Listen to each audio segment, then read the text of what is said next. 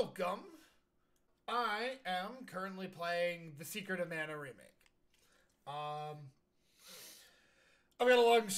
got a lot of strong feelings about this game. Not this version of this game, but Secret of Mana in general. I've made my opinions about this game as clear as I can possibly make them to as many people as I can make them to. This is my favorite game of all time. And there's a lot of reasons why it's my favorite game of all time, which I'm going to do an entire series about. I live streamed a little bit of it. I'm probably going to re-record and revise some of it. But my feelings on this version of this game immediately. So I'm going to start out with my immediate feelings. So I'm playing on PC, Xbox One controller. Absolutely recommend it. Well, it's a PC Microsoft. You've got this little like dongle. It's brilliant. If you want to play console style games on PC, this is the controller to do it with. I've always been a hater of Xbox, just for the record. I've never liked Xbox, but this controller is brilliantly made. Like, it's heavy, it feels nice.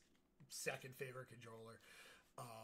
But anyway, so this version of this game, right from the get-go, I hated it. Like, I felt it looked cheap. I don't like this, like, mobile look that they've come up with. I saw it with Mighty Number 9. I saw it with Sonic 4. I've seen it now with this game. The new Mega Man game coming out. Mega Man, 11, I guess it is. I don't like this look. I wasn't thrilled about the idea of it being voice acted. I immediately had the inkling that they weren't going to change anything in a meaningful way. And that's kind of the point of a remake. So the game needed to impress me right from the get-go. Like, that was my initial impression of the game is it needs to work to impress me. It needs to prove definitively to me that it had a reason to exist. So, right away, I wasn't impressed visually. I was okay. So, I was okay with Sonic 4 in the sense that it was a new Sonic game and I liked Sonic. But as soon as Sonic Mania was something that exists, I had a counterpoint to it, which is you need to visually do something to prove to me that you have a reason to be here. And Sonic Mania did so much with its sprite visuals that there's no longer an argument in my mind that this look is immediately superior because of clarity. Because that's the only argument I've ever heard is just, it's clearer, you can see what they're doing. Which, again, I think that there's an argument to be made for this game that the artistic representation of the game is viable, right? What they did here visually with the game is they've done a very one-to-one translation of the game. And there's a couple of things that I can do to show that off. So, like, right away, you have this, like, you can see they're mimicking the sprites' movements. So, right away, well, not even right away. So, I'll sum it up with my thesis of this game is meh. The game doesn't do anything to justify its existence over the original. And I personally feel that that's something it needed to do, and it made no attempts to do it. Why? Flammy threw me here? Is that what happened? So, first off, there's a lot of glitches. Like, that was a glitch. So, instead of getting an animation of landing from Flammy, which is what I should have gotten, I felt like I got canon traveled here. I don't know why, but that's what just happened. So, the game doesn't justify its existence. I think in every way, shape, and form, this game is equivalent or worse to the original, except in one respect, which I'll get to at some point. So, right away, well, so there's two versions of the soundtrack. There's a remake. So, I think that the remake is interesting as a remake, but I don't think it captures why the soundtracks work. So I'm going to come here and I'm going to hang out and I'm just going to play the game while I talk. So this is my favorite area of the game. So when I thought of a remake of this game, initially, conceptually, I was maybe 16. It was GameCube era. And that was the first time that I felt that graphics had come far enough that the GameCube and the way that it did its stuff, like you think of that look of Mario Sunshine, of Super Monkey Ball, of Mario Kart Double Dash, and it's got that very nice glossy sheen to it. This area, I wanted to see it redone in a third person like Wind Waker, like third person action adventure game over the shoulder, and coming to this area. This area being represented by a modern graphical style was what I needed to see. Right? This area was the music, this area, the theming of it. This is my favorite area of the game without a doubt. This area needed to impress me. So right away, I think visually it does a good job of translating. The only thing, and it's a nitpick, is I think the trees flash too quickly. I think the effect needed to be subtle. Visually, it needed to give this idea of light. It's made of crystal or ice. It's very magic heavy. It's very natural in how it looks. And the visual effect of the colors needed to not be a disco effect like it is here. It needed to be subtle as the sunlight of you walking through the trees. The sunlight hits the crystal and the prismatic effect is subtle as you walk through it. That's what it needed to give off. It always needed to transition like it's doing in a steady phasing pattern, but the speed of it was important. And I can show it off with the Super Nintendo version at some point when I get here. I'll talk about it in that context. But I think, so I'm going to go to canon travel because this is a big deal. This is a big part of what I mean. So, watch what happens. Welcome. It's 50 GP per trip. What'll it be? I think the voice acting is good for what it is, but it trips over itself when it gets meta. When they do things like say GP out loud. Or they say things like save mechanics. Would you like me to save the game? Like, they say that out loud in the voice acting, and it breaks the flow.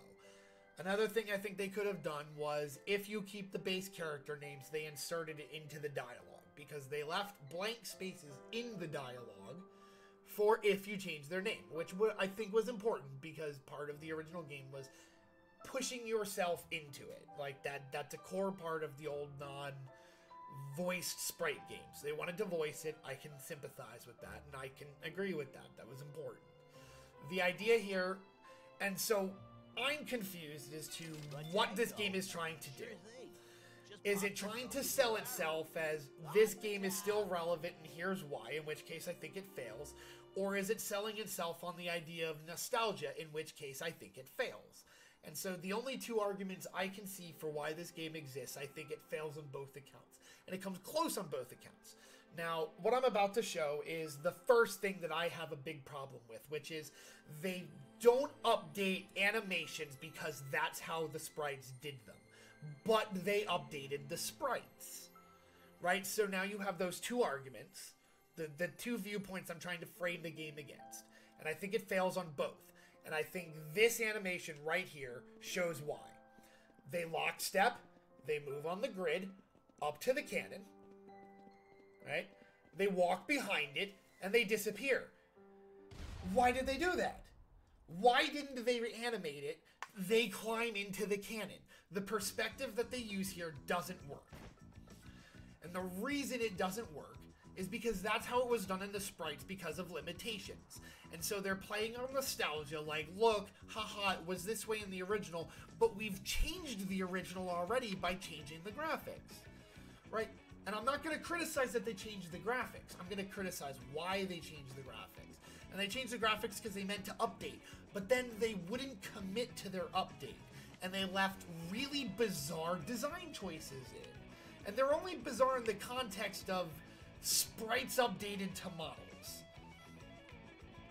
So, again, I think that what this game suffers from and what I dislike about it is that it's the visual equivalent of English, a bad translation. They get the literal word choice correct, but not the meaning.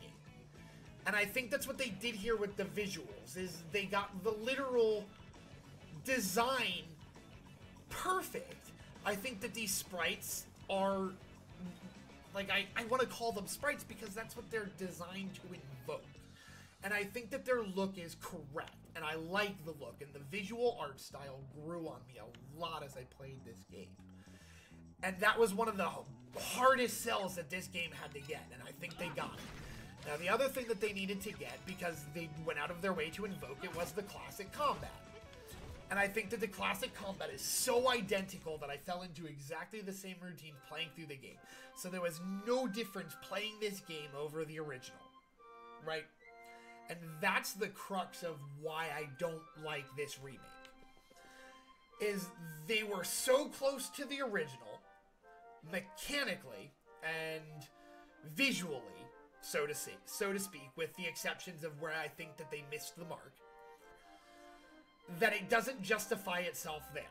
The music is interesting, but it doesn't justify itself there either, because it comes off conceptual. Like, it's not designed to fit the area. So what's the theme of this area? Well, I would argue, and see, like, this dragon flying back and forth is silly. And it's like, why did it move like that? Well, it moved like that because the sprite moved like that. But the sprite looked okay moving like that. There's so many things in this game where they do stuff like that. The gameplay mechanics are identical. Everything works exactly like it should. Which is good. Like, if you're going for the angle of just pure nostalgia. You want people who played the original to come back with a modern interpretation and go, I remember this is great. But they get lost in a middle ground of wanting to update it and like, hey, new people should come enjoy this because there's still something relevant. Which I agree there is, and I'm going to talk about that when I do a playthrough of the original. Is I think there's a lot of foundations in archetypal storytelling which are super important. Their conceptual design of the overworld map works. I think this works quite well. I think it's as beautiful as it needs to be. And I think this plays very much to nostalgia. There's no reason to do this map system anymore except for nostalgia. And obviously, that's what we were selling on. Right? Like, this works. This translation is literal. And it works well. But there's places where they change things, where there's a glimmer of we wanted to do things. And I think the biggest missed opportunity was finishing the game, so to speak. Now, it's not an obscure fact that this game was unfinished in its finished design. And I think that being able to take this opportunity to go in and finish it, so to speak, would have been a nice opportunity. And now they did that to some degree. Now, see, like, you can already see this glitch. Like, I couldn't hit that enemy because I think I've already killed him, but he didn't despawn yet. And it's like, and that's a real thing that this game does, is it'll lock you into weird animation loops. And it's like, that's the weird part, is like, they were so exact in their translation of this game mechanically that the glitches and flaws and bugs, things that I would literally classify as game-breaking bugs, are left in on the pure fact of nostalgia. And it's misplaced. And I think that there's a lot of things that they could have done to improve this game. And already, like, you can kind of hear, like, some of the dissonance. Like, they had a lot of weird tweaks and chirps and twists to the music that I like as an interpretation, but I don't like as background music to the game. I think they're distracting. And that's not what the music was supposed to be. So, I'll go through a couple of areas, and so the nice part is like, I feel like they knew that was going to be a problem, so they included an original, it's a retooling, because it's not the original SNES music, it's re-instrumentalized, At least as far as I can tell. I may be wrong there. I'm open to being corrected on that one, for sure. Well, I'm open to being corrected on all of these opinions. Like, I'm willing to have a debate about this, to some degree. Like, most of this is my opinion, my interpretation of it. So, I prefer the original soundtrack overwhelmingly. So I'm gonna float to a couple of areas. So I kind of got the idea of the combat across, like, spells work. There is one really nice addition. So there's a couple of creature comfort things. And this is where, like, the inklings of you started to improve the game and then got cold feet start to grate on me. So I'm going to drop into a couple of areas. So I don't think I have a good place for Rose and a Thorn, or Rose and a Ghost. The sad music from this area. So right away, so this is one of my favorite songs in the game. It's got the like it sets the mood. Like, the game is upbeat when it's upbeat, but it's sad when it's sad. And it's like, it's got a rhythm and a flow, and like things move to it.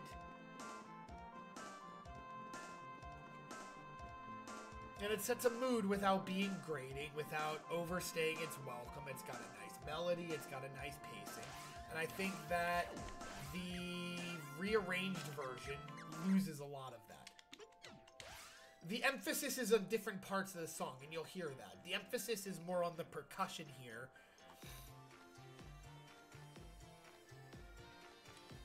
Than it is on the instruments themselves. It's more on the percussion. Like, the main melody is downplayed to a degree in favor of the percussion. And again, that's an artistic choice. I'm down with it. I think it's a good remix, but I don't think it's good for the game. So we'll move out. So this is another area. This is another one of my favorite themes. So it's like, well, it's hard to classify because I like all the themes, but at least musically, like, this is by and large some of my favorite game music. It's so iconic and so perfect. It's like, I have no way to criticize the music. I don't have a structure beyond personal opinion. So I think that the original soundtrack is superior. I think that they do a couple of neat things with the rearrange, right? Like, I like that they've added a lot of instrumentalization, or they've added a lot of vocalization. So there's like that like made up lyrics thing and choruses going on.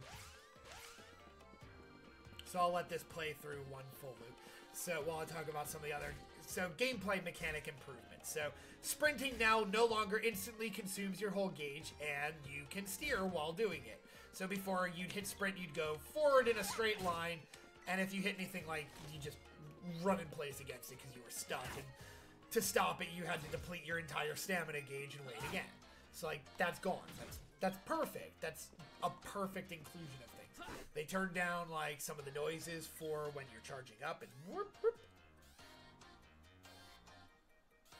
Like, you can hear it's much more subtle. It's not so grating, and that's nice because it's a mechanic you play with a lot. They added a new hot button feature, so you can quick save certain spells.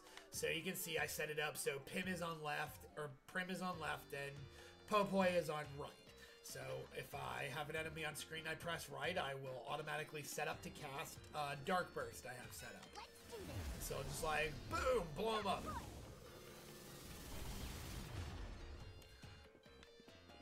That's like, that's a nice addition, because if you're playing, well, because you can't even do it in multiplayer, which I think is the dumbest thing, is I think each player should have been given the opportunity to set up multiple hotkeys, or at least a single hotkey that only the player can activate.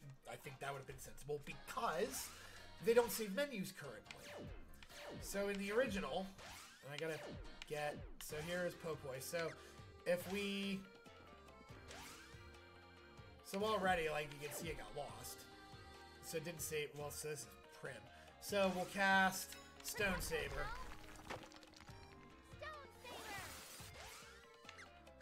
That's not a good example. So we'll cast Fire from him, because Stone Saber is the default, right? So that's the thing. So if we bring up his menu, it always defaults to the same basic position. So you always have to reselect. And now the original would save where you were on the grid, and then where you were on the one that you picked if you didn't change to a different one.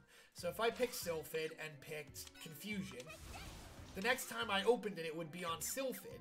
And if I opened it, it would still be on Confusion. But if I picked Gnome and cast a spell, it would save to that one. You could move, not change, and reopen it would be back on Sylphid. Still save to Confusion, and that feature is gone. A confusing removal. Maybe it was something to do with the engine that they built it on. That's entirely possible. Maybe there were technical limitations. In which case, like, a lot of the arguments that I make for why the Super Nintendo version did things that it did that they carried over were technical limitations. So we bumped against new ones. Okay, fine. But they didn't take the time to address old ones. Things like, why do enemies lock into certain frames of animation? Why can you get chain stunned by enemies? Is that a mechanic that they intended to keep? Well, maybe there's some really unfair difficulty spikes, like first going into the forest. I actually had that problem with the original as well. If anybody saw my live stream of Secret of Man at the time, I did one a couple of weeks back, and I got murdered in the forest and had to go back quite a ways because I didn't save because I was overconfident. But so, like, I'll switch back to the original. So, like, you can hear immediately how different the imagining of the music is. And it's not, again, it's not bad, it's just, the original was better. So it's like, I'm going to keep the original's music, I'm going to play the game exactly like the original, all the same bugs from the original. The only thing that we've quantitatively improved, and it's arguable because it's a design choice, is do you like the 3D graphics better than the sprites? Now, personally, I like the sprites better. I will always like well-animated sprites over what I would argue are primitive 3D models. Now, I think that there's a lot of time and work put into these models in particular, because they had a design aesthetic they were chasing, which was the sprites. And so they did a lot of work to keep certain things about them intact. And I find that admirable, and they did a lot of work. From what I heard from early alpha with this game, was there were some weird contact issues, because they're 3D models. So, like, if an enemy was, like, crouched down, you would swing over them because it was a 3D model and they were going with 3D model contact detection. Now, they clearly changed that to a degree. Sprites have a much different way of handling contact detection. That's just from a basic programming perspective, because a sprite exists as a tile. Like, think of it like a card on a D&D board. Like, you can flip it over and move it and change it, but it's still active as a flat piece on a flat piece, and so contact boxes work that way as well. Like, anything in the range of it, it doesn't have a height like a 3D model does. It doesn't exist in a 3D space. It's a flat picture. And so if you swing your sword, anywhere that the sword model comes into contact with something else is a sword contact. So you could multi-hit enemies, which you can't do here, because they had to adjust something with, they had to have adjusted something with the 3D code, so you will always make contact with something within the framework in a certain perspective, right? So if I swing my sword over top of an enemy, it'll still make contact, but it only makes contact with, oh, nope, see, I just hit two enemies, so I just proved myself wrong. So there we go. You can actually still hit multiple enemies. So they did fix something with the contact detection on the models, from what I heard about Alpha. And again, now, see, that was the first time that, while consciously thinking about it, I saw the evidence. So there's something that they did that's actually, again, more they did what they could to keep it exactly the same. Fair enough. But there's things that they already changed the visual style, at least subtly, by taking a different aesthetic. It's like, well, you had to reanimate all these things. Why didn't you reanimate certain animations? The canon thing is a good example. They only did certain things because it was done that way in the original. So, to prevent myself from rambling too much, that's where I'll leave off on my argument about, now see, I swung over that beat, so it's not even perfect. I just swung under that beat, so it's still not even perfect. So, I prefer the original music, so I'm going to float somewhere else. Where else can we head? So, trying to organize some final thoughts on this. So, I think the combat did nothing to differentiate itself. Artistically, it didn't do enough to differentiate itself. Musically, I think that's opinion, at least as far as I can judge. I think it was opinion. I feel it's opinion as far as the music. I find the original to be objectively better. So we'll go back out into the ice field. I'm going to spend a few minutes there. So combat did nothing. Artistically, it did nothing. Gameplay-wise, so story-wise, they cleaned up some of the bad translation issues. And in general, the dialogue is much better. The only thing that this game adds, and I will say that this was a huge thing and one of the selling points, so the visual style grew on me. And I think that there's enough things about it that are creature comfort improved that in a solo playthrough, this game is superior. I haven't played in multiplayer. I'd like to. So you can hear the music difference. So like this area always felt quiet and contemplative to me. And I think that the remix version of the music loses that, as well as the speed of the blinking loses that as well. It's distracting in a way. Like it pulls from the quiet, subtle ambience of this area.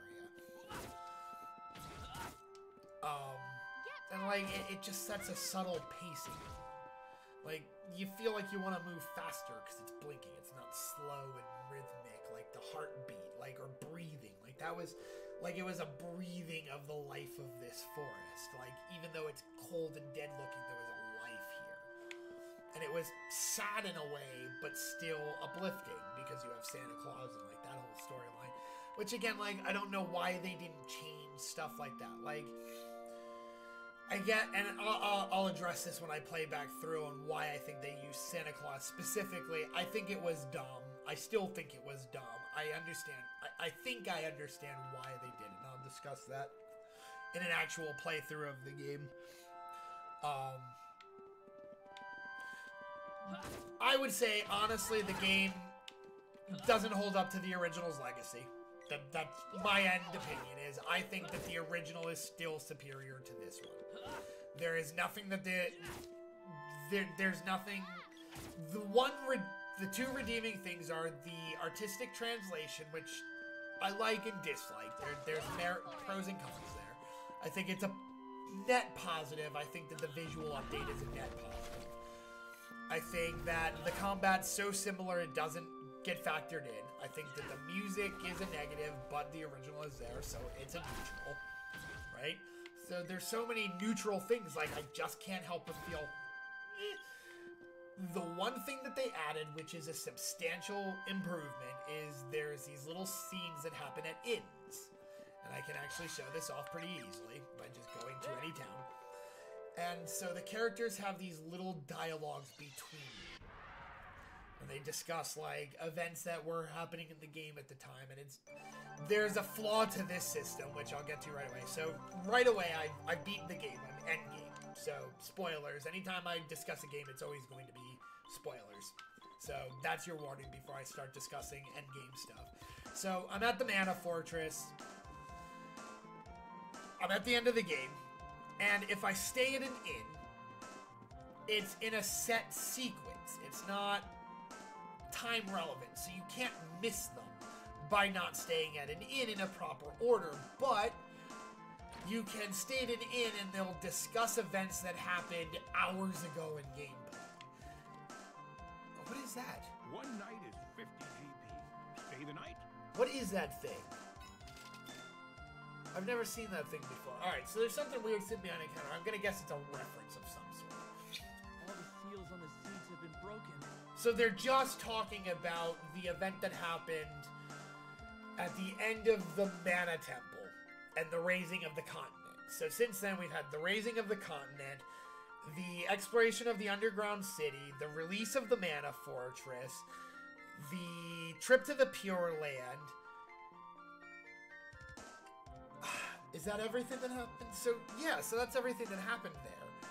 And so it's like, so all these events have taken place and we're still talking about this. And this is after I've purposefully left the inn, come back, restayed to trigger another event, grinding it essentially 5 or 6 times just because I want these scenes.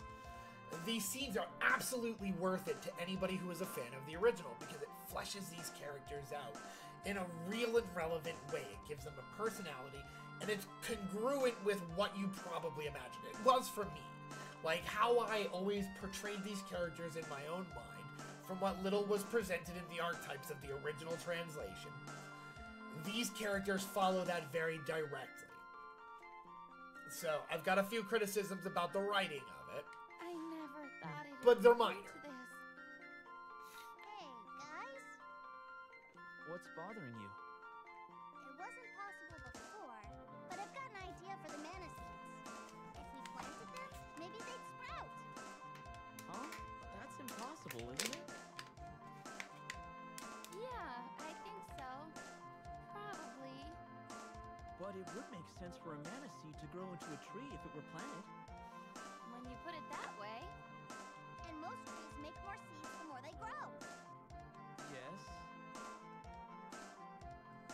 So if we grew a mana tree, we can make more mana seeds, right? And if we've got so many mana seeds, you wouldn't mind if I ate one, right?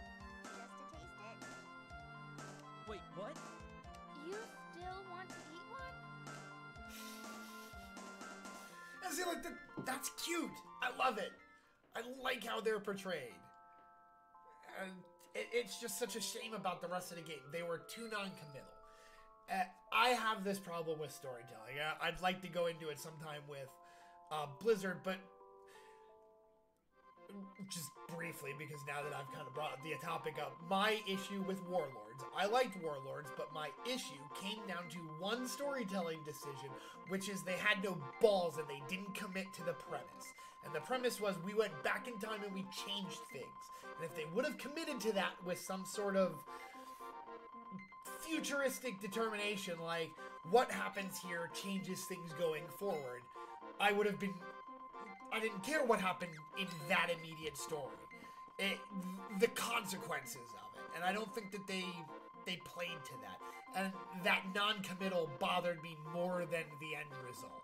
And I want to know what the hell that thing is. It's so adorable. Some sort of icy sprite child with cat ears. It's cute. So, other cool features that have been added. There's a game log, which will update on what's going on in the story and shows you a world map, which is cool. There's an update to the menu system, so you can see, like, you still got the ring is still here, but you've got on the left, you've got head, torso, and arms, and you've got a depictor of where you are between your characters. Right, so the information is much more relevant. It's a lot more manageable, we'll say. So you can see, like, it's clearer, right? It's not that the information wasn't there in the original, it's just better presented here, would be my argument. And I think that that's a necessary and good improvement. And you got the same thing with this thing here. So this is perfect. It's a sprite viewer, essentially, so you can look at all the models. So some of the models are really good and they work really well. I don't know who's missing there. Must have missed. So I missed two people in the game. But you can, like, look at all the different sprites. I think this is a really nice viewer.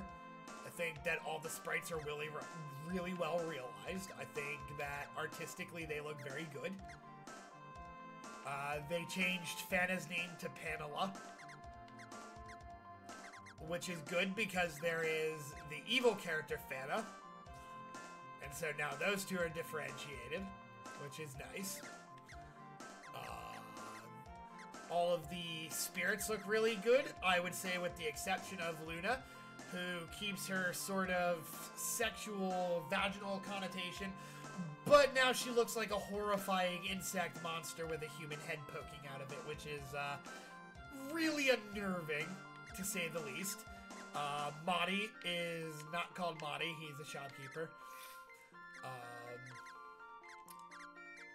I wonder if that's Elmer.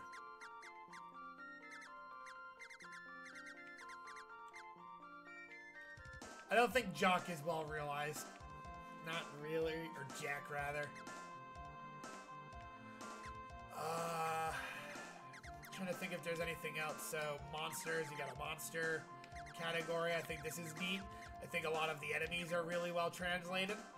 I think that the redesign on the ones that was necessary, and see, this is what I mean. Like, they committed to a redesign of the monsters. Is that they made the monsters work as 3D designs. And I think they did a very good job of it. But then they didn't reanimate certain things about them for reasons. There are no reasons. They just didn't do it. And it's frustrating. Like, they got so close to nailing this, and then they dropped it in the same bad ways they dropped it in the original, but different. It's just, it fell apart for one reason or another. I think it's so close to perfection and they lost it. And obviously there's an argument nothing's perfect. I'm willing to accept that, but they got close. I feel like they broke the action grid. I think that this is way less usable in a sense. So it's more Seiken Densetsu 3's action grid, which was more party ally based. So it's harder to fine tune it. There's not as much nuance.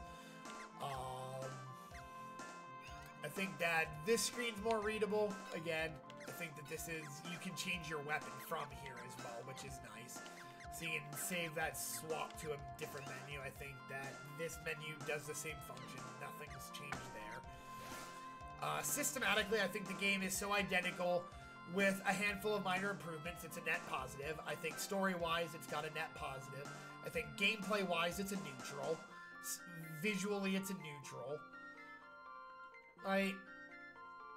The game isn't bad. It's not good. Not by any real measure. I think it's okay. I think it fails to do anything outstanding, which is a shame considering the original did do something outstanding in my opinion. It did a lot of things outstanding for its time. And I think that their attempts to bind themselves to those limitations while also bumping against new limitations causes the game to be a net negative in my opinion. I think that's where I sit. Numerically, I'd say the game's a 7 out of 10. That means nothing in my opinion. If you want a numerical number, that's what I'd throw at it. Is like, it's good enough to be okay, but it's not great. It doesn't do anything outstanding, so it never pushes into 8s or 9s, and it no way it could get a Fable 10. The original, which is my favorite game of all time and one of the informative fictions of my childhood. It is my classical hero myth, is this game's story. And I'd still, on a technical perspective, only be willing to give it a maybe an 8, considering its time period. Because there's other examples like Seiken Densetsu 3, which is only 2 years later, does so many things that this game fails on a technical basis better. So, with that, I'm going to end it here. Enough of my rambling. Tell me what you think. I'd love some feedback. I'm going to work on getting a more official format into this show. I needed to do this. I needed to start putting ideas out there and getting something a little bit... It's rambly. I'm not working from a script. I'm working from formulating opinions and trying to have a dialogue. I want to have a dialogue with another person. That's something that I will do. But all of my thoughts summed up about this game, and I have a lot of complex feelings here. Let me know what you think. If you have any points you agreed with me on, well, I'd like to hear it. I'm open to being told that I'm right. Let's be clear, I'm on YouTube. That's what we want. But I'm also willing to be told where I'm wrong. I'd like to have a conversation. If you have a different opinion, let me know in the comments down below. So, this is PvP Plays, a retrospective, looking at Secret of Mana. I'm Demisi. Remember to like, share, and subscribe. And